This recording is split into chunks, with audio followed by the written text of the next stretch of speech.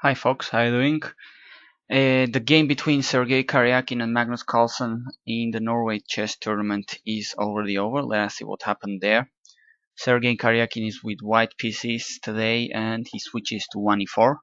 Now lately he's been playing 1d4, he's trying to add that to his repertoire. And now he wants to play e4, assuming he's expecting Magnus's response to Berlin. So usually that's not good news for chess fans, as if you're playing 1e4 expecting the Berlin. But let us see what happened. In fact, we got the infamous Berlin end game after d4. The very well-known moves pawn takes e5, and the queens are exchanged. So once again, we get this Berlin.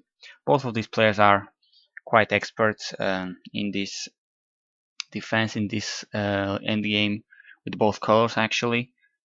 H3, one of the many moves available here, among others. Bishop d7, rook d1, and the other bishop goes to e7.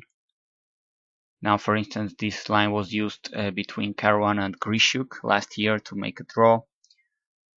Now g4, couple of pieces are exchanged on h4. That was basically the idea of playing bishop e7, to have this knight h4 after g4, so the pieces are off.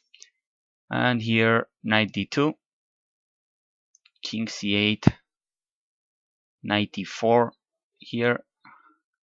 In case you're wondering, well, why couldn't white be ambitious and try to play with a strong pawn on the pawns on the king side with f4? It seems h5 is giving black quite a counterplay here, with a really interesting compensation for black for his doubled pawn. He has the bishop pair, the rook is going to be developed here, etc. So knight e4 is what Karjakin plays. b6, bishop g5, yet another pair of pieces are exchanged. And here one could expect black trying to defend his f7 pawn, but that's not what's going to happen. In fact, h6 seems to be a very good move here. Carlsen invites white to take on f7, and after it, rook e8 attacking the pawn. The point is that this knight is going to have a tough time going back into the game. And in fact, after f4 and bishop e6, it seems the piece sacrifice on h6 is forced. White is getting a couple of pawns for the piece, but immediately black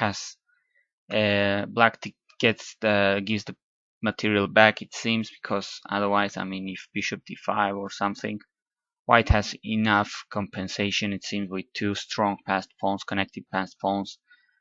And well, I guess this would be more interesting, but Carlsen just decided to give the piece back immediately.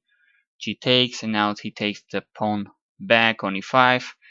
And unfortunately for chess fans, this is already looking a little bit drawish. Rook f1 defending the pawn. The king goes back to d7. You know, this king's maneuvers in the Berlin with as black is very normal. You sometimes start playing Pac-Man with the king if you play the Berlin game.